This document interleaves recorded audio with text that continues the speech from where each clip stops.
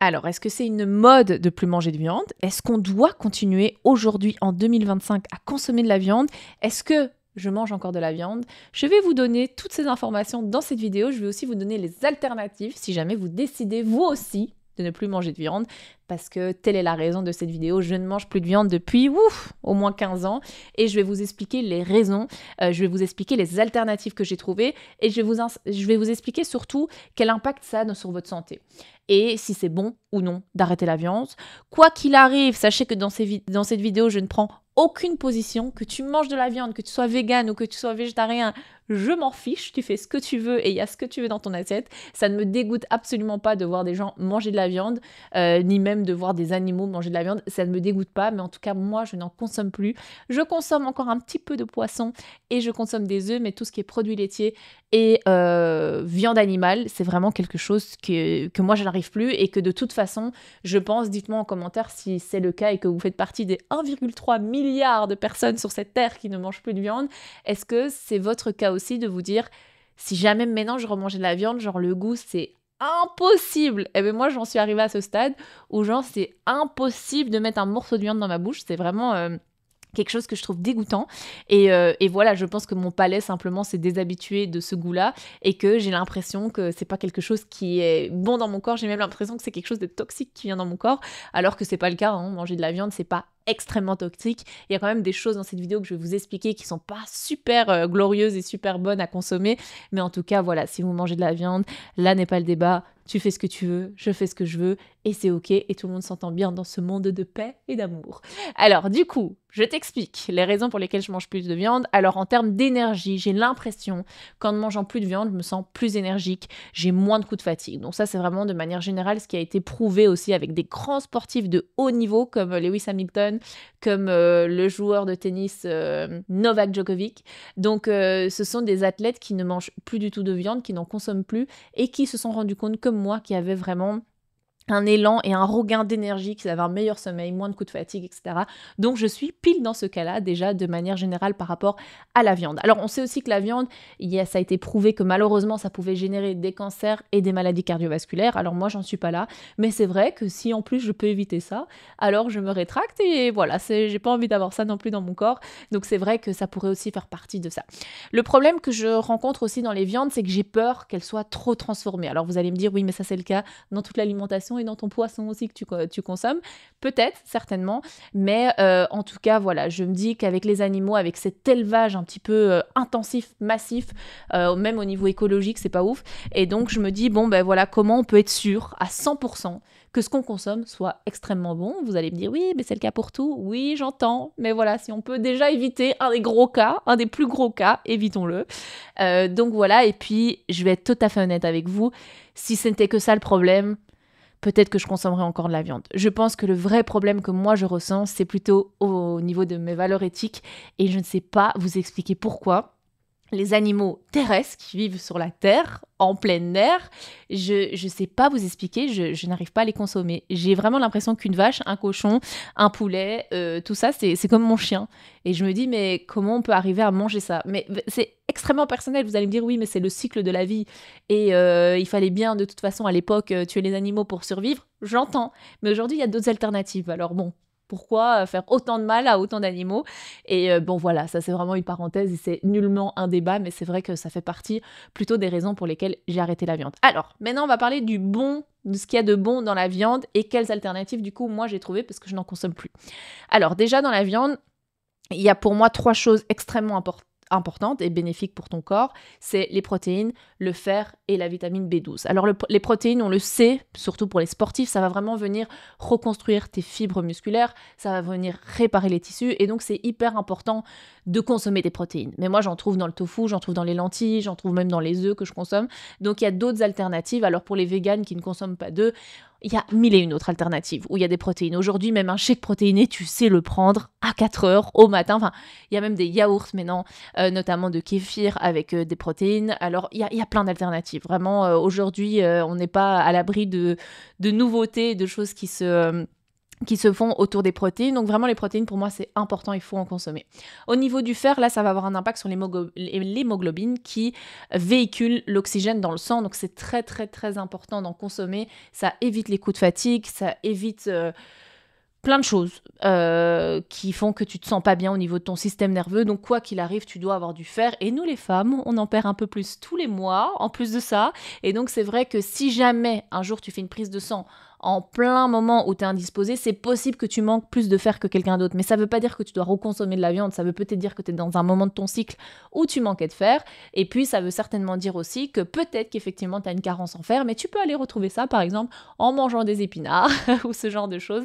Mais bon, voilà, moi je pense que quoi qu'il arrive, il faut que tu fasses une prise de sang si tu décides un jour de ne plus manger de viande. Et moi, pour tout vous rassurer, vraiment, si ça vous intéresse d'ailleurs, c'est vrai que je fais chaque année une prise de sang et je ne suis pas carencée. Et si je suis carencée, je fais des cures comme par exemple la vitamine B12 ou le fer. Le fer, je pense que ça m'est jamais arrivé de prendre de compléments en fer.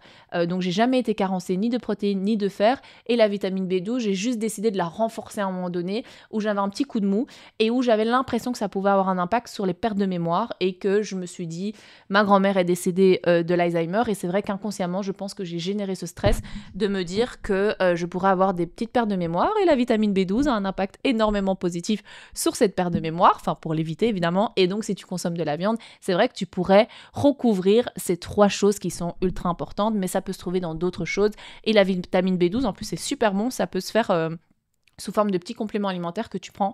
Et même, il y en a au goût framboise qui sont vraiment délicieux. Donc, je veux dire, c'est pas une fin en soi ou une fatalité de ne pas manger de viande ou décider d'en consommer parce qu'il y a effectivement plein d'apports qui sont bénéfiques dans la viande également. La vitamine B12, elle est hyper importante aussi pour les globules rouges. J'ai oublié de le dire, mais je pense que c'est quelque chose qui n'est pas à négliger non plus. Donc, tu vois, de manière générale, c'est vrai qu'il y a plein de bienfaits dans la viande et c'est pas du tout quelque chose où je me contredis, mais je réalise qu'il y a plein de choses et ça serait peut-être plus facile que je mange de la viande parce que parfois, après mes séances de sport, je me dis, bon, comment je vais innover pour manger quelque chose de protéiné un peu différent, même s'il y a 1000 alternatives. Et c'est vrai que parfois, c'est plus facile de voir les sportifs autour de moi manger du blanc de poulet et de me dire, ah, bon, ça serait peut-être plus simple. Mais bon, voilà, ça c'est moi et j'ai décidé d'en faire autre chose dans ma vie.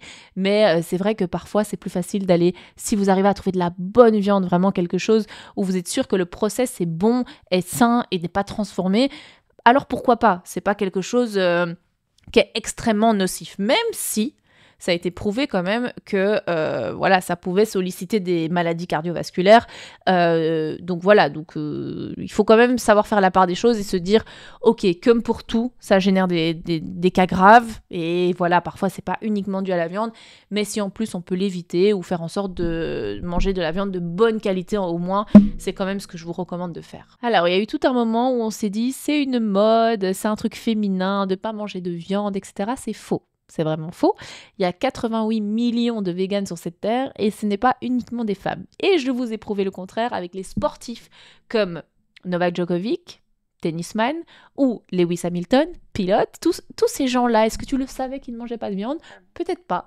Et ça a été prouvé vraiment qu'au niveau de l'énergie et au niveau de leur sensation de bien-être et de performance, ça les avait aidés à être encore plus forts. Donc, tu vois, c'est pas qu'une mode et c'est pas qu'un truc de nana. Alors moi, c'est vrai que dans mon entourage, c'est plus les femmes qui consomment moins de viande, mais je pense que ça veut réellement rien dire du tout. Et je vais tout de suite te donner plein d'alternatives au niveau de l'alimentation. Si tu as besoin d'avoir des légumineuses, tu as des fibres et du fer en plus des protéines. Donc là, c'est un combo gagnant. Fer, protéines et fibres en plus. Donc il y a juste pas de vitamine B12, mais en tout cas, tu peux trouver, par exemple, si tu manques d'idées pour avoir des protéines, dans les légumineuses. Les légumineuses, qu'est-ce que c'est? C'est les lentilles, par exemple, les pâtes de lentilles, le pois chiche, tout ça. Donc, tu peux vraiment les utiliser à ce moment-là. Au niveau du sans gluten, si jamais, en plus de ça, tu consommes pas trop de gluten comme moi, là, ça devient un peu relou, parce que tu deviens un peu relou par rapport à tout ce qui se passe au niveau alimentation, mais tu peux trouver comme du sarrasin, des patates douces, du quinoa, donc tout ça contient des protéines, et donc tu peux les utiliser sans gluten en plus, donc petite alternative. Le tofu, le tempeh, le seitan, tout ça, il y a énormément de protéines. Alors je sais qu'au goût, il y en a beaucoup qui n'aiment pas ça, mais je pense que quand c'est bien cuisiné et bien assaisonné, c'est quand même des choses qui sont hyper bonnes pour la santé. Et en termes de goût, je trouve que ça passe. Dites-moi un peu en commentaire comment vous assaisonnez votre tofu, parce qu'il y en a beaucoup qui n'aiment pas ça, qui trouvent que c'est caoutchouteux, et c'est comme pour tout, je pense que tant que t'as pas découvert vraiment une recette qui te fait plaisir, c'est pas quelque chose que tu peux aimer au quotidien. Les oléagineux, en plus ça c'est du bon gras. Donc les oléagineux, qu'est-ce que c'est? C'est par exemple quand tu prends une poignée d'amandes, de noix de cajou, cacahuètes, tout ça, enfin les oléagineux quoi. Donc tout ce qui est tout ça, tu peux en plus trouver du bon gras à l'intérieur. Et puis comme je te le disais, par exemple, ça te coûte rien de prendre un shake protéiné en fait pour avoir un peu plus de protéines si tu consommes pas de la viande en plus. Moi j'avoue, parfois même dans un yaourt, je mets un petit peu de protéines, de whey protéiné. Enfin vraiment, il y a eu toute une époque où on nous a dit ouais mais des shakes protéinés c'est mauvais et tout ça, mais c'est pas du tout mauvais, c'est que des protéines. Et donc du coup ça peut être bon. Moi je le fais même dans mes pancakes, je rajoute de les protéines en poudre et je trouve ça trop bon. En plus goût chocolat et tout, c'est trop bon. Et alors super important, si jamais tu veux bien assimiler le fer, si jamais tu es carencé en fer, tu peux prendre de la vitamine C qui va te permettre de vraiment absorber le fer. Et donc le fer, tu vas en retrouver dans les lentilles, dans le pois chiche, dans le chocolat noir, tout ce qu'on aime, dans les épinards, ça je te l'ai déjà dit. Et alors en plus de ça, tu peux prendre la vitamine C qui va vraiment permettre de mieux l'assimiler et de mieux le garder dans ton corps. Donc voilà, j'espère que cette vidéo t'a plu. N'hésite pas à me dire en commentaire si tu fais partie de la team vegan, végé ou carnivore. Et c'est ok, vraiment sans aucun jugement, tu fais ce que tu veux et tu manges ce que tu veux comme je te l'ai dit en début de vidéo. Mais voilà, c'est vrai que c'est quelque chose que j'avais envie de partager avec vous, que j'avais envie de vous expliquer aussi pourquoi et surtout vous donner des alternatives. Il y a 1 milliard aujourd'hui de possibilités de trouver d'autres alternatives si jamais tu veux pas manger de viande. Donc voilà, dis-moi en commentaire ce que toi tu mets en place en tout cas, et peut-être aussi tu diminues simplement ton apport en viande par rapport à avant, et c'est déjà bien je trouve si jamais tu as décidé de mettre ça en place. En tout cas, je te souhaite un bon appétit, je te dis à bientôt et n'oublie pas, c'est une vidéo par jour du lundi au vendredi à 18h. Fais danser ce qui vibre en toi, tu es plus puissante que tu ne le crois. Belle au-delà des miroirs, ton glow illumine chaque regard.